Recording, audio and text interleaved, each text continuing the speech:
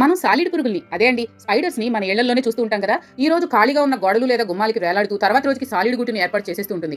ఇళ్లలోనే కాదు, పాడుబడిన బిల్డింగ్స్ లో, చెట్ల కొమ్మల్లో, అలాగే ఎక్కువగా ఎవరు తిరగని వాడని ప్లేసెస్ లో సాలిడ్లు వాటి గుటిని పెట్టేస్తూ ఉంటాయి. ఈ సాలిడ్ గుళ్ళు వలల్లాగా అంటే నెట్స్ లాగా ఉంటాయి. నిజానికి సాలిడ్ పురుగుకి ఆ పేరు ఎందుకు పెట్టారంటే అది తన గూడుని వస్త్రంలా నేస్తుంది కాబట్టి.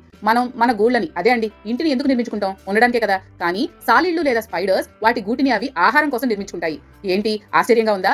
ఇంటిని ఎవరైనా ఆహారం కోసం కట్టుకుంటారా అని అనిపిస్తుందా? ఎస్, నిజానికి జరిగేది అదే. సాలిడు తన గూటిని చాలా శ్రమపడి అల్లుకుంటుంది. ఏ ఈగో ఏ దోమ వచ్చి తన గూటిపైన వాళ్తుందని ఎదురు చూస్తూ కూర్చుంటుంది.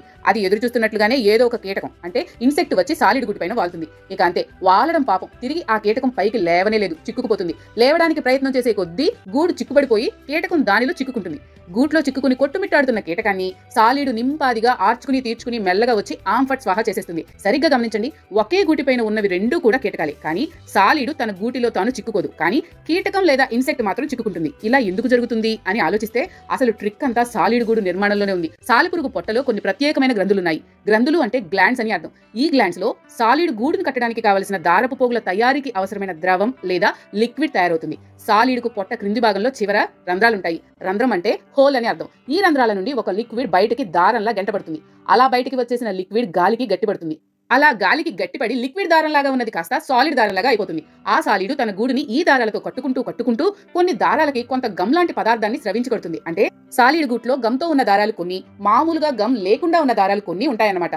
అయితే జిగురుగా ఉన్న దారాలేవి, జిగురు లేనివి ఏవి అని సాలిడ్కి బాగా తెలుస్తుంది. అందుకే అది జిగురు లేని దారాలపైనే నడుస్తుంది. కానీ వేరే పురుగులకి, కీటకాలకి ఈ విషయం తెలియదు కదా. ఈ సంగతి అంతా తెలియక అన్ని దారాల మీద వాలిపోతాయి. తెలియక వాలాయేమో కానీ సాలిడ్ చేతిలో ఆంఫట్ స్వాహా అయిపోతాయి. సృష్టిలో పుట్టిన ప్రతి జీవికి బ్రతకడానికి ఏదో ఒక దారి భగవంతుడు ఇస్తాడు. ఒక్కో రకం జీవరాశికి ఒక్కో రకం ప్రత్యేకత ఉంటుంది. సాలిడ్ నుండి వచ్చే దారం లాంటి లిక్విడ్ గట్టిపడడం, దారంలా అవడం, అలాంటి దారాలకు కొన్నింటికి మాత్రం మళ్ళీ సాలిడే జిగురు పదార్థాన్ని తనలోంచి స్రవించి అంటించడం, ఆ జిగురుగా ఉన్న దారం మీద కాకుండా ఎండిన దారాల మీద మాత్రమే తిరుగుతూ తను స్రవించిన జిగురు పదార్థంతో కూడిన దారాలపైన వాలి చిక్కుకుపోయిన కీటకాలను చక్కగా వెళ్లి తినడం అనేది సాలిడ్కు భగవంతుడు ఇచ్చిన ఒక స్పెషాలిటీ. అలాగే ఆ జాతి బ్రతకడానికి మనం సాలిడ్ పురుగుల్ని